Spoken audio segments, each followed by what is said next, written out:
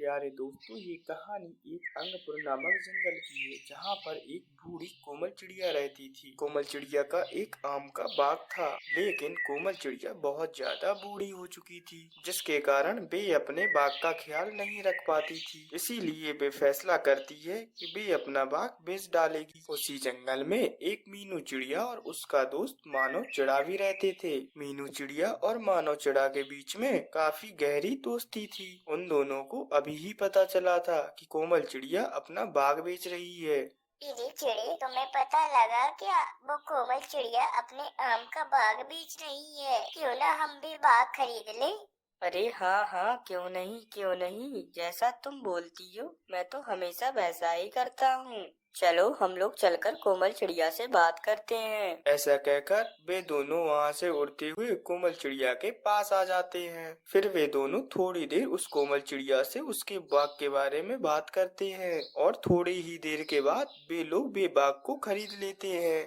देखो मानो चिड़े, हम लोगों ने ये बाग खरीद लिया है। अब हम लोग इससे व्यापार करेंगे। अब हम लोग यहाँ पर आम उगाकर बाजार में बेचा करेंगे। फिर देखना हमें काफी ज्यादा मुनाफा मिलेगा। लेकिन हाँ, हमारे जंगल में बहुत से चोर भी रहते हैं। हमें रात भर जागकर अपने इन फलों की चौकीदारी करनी पड़ेगी। अब हम लोग अपना अपना काम बांट लेंगे। एक दिन तुम चौकीदारी करना और एक दिन मैं चौकीदारी करूँगी।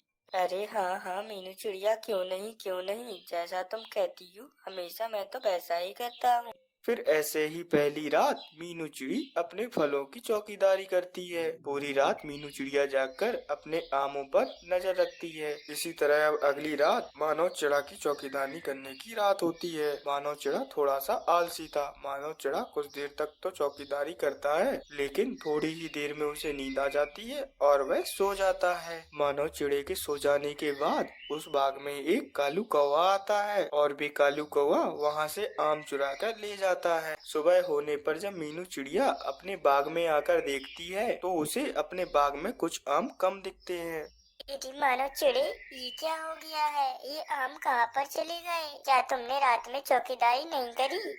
अरे नहीं, मैं तो पूरी रात चौकीदारी कर रहा था। ऐसी कोई बात नहीं है मीनू चिड़िया। अच्छा, जब मैं चौकीदारी कर रही थी तो उस रात तो कोई भी आम चोरी नहीं हुए। आज ऐसा क्यों हो गया है? इसका मतलब रात में तुम सो गए थे। फिर इसी तरह उन दोनों के बीच बात बहुत ज्यादा बढ़ जाती है। वे दोनों आपस में लड़ पड़ते हैं। फिर वे दोनों फैसला करते हैं कि वे दोनों अपना अपना व्यापार अलग अलग करेंगे। फिर अगले दिन मीनू चिड़िया अपने कुछ दरख्त से आम तोड़कर टोकरी पर रखकर बाजार में बेचने के लिए जाती है। मीनू चिड़िया को आम बेचने के लिए ले जाता देखकर मानव चिड़ा सोचने लगता है, अरे ये मीनू चिड़िया तो आम बेचने ले जा रही है, लेकिन ये तो बहुत ही कम आम लेकर जा रही है। अब देखना मैं अपने सारे के सारे आम तोड़कर एक रेहड़ी में लेकर जाऊंगा। देखना मैं सारे के सारे आम एक ही दफा में बेच दूंगा। फिर ये मीनू चिड़िया मेरा मुंह ही देखती रह जाएगी।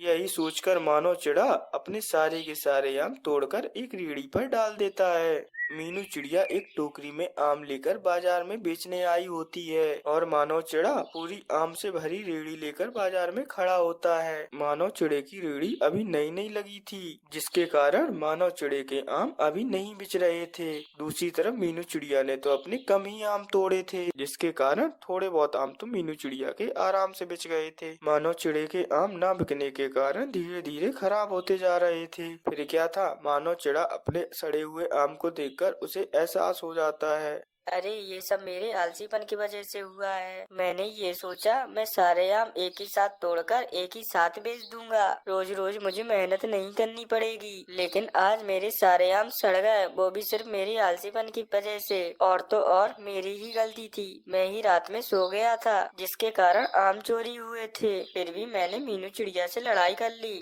बस फिर क्या था, मानव चिड़ा अपनी गलती को समझते हुए उस मीनू चिड़िया से दोबारा दोस्ती कर लेता है और अब फिर सब कुछ ठीक हो जाता है। मीनू चिड़िया और मानव चिड़ा मिलकर अच्छे से अपना व्यापार चलाते हैं।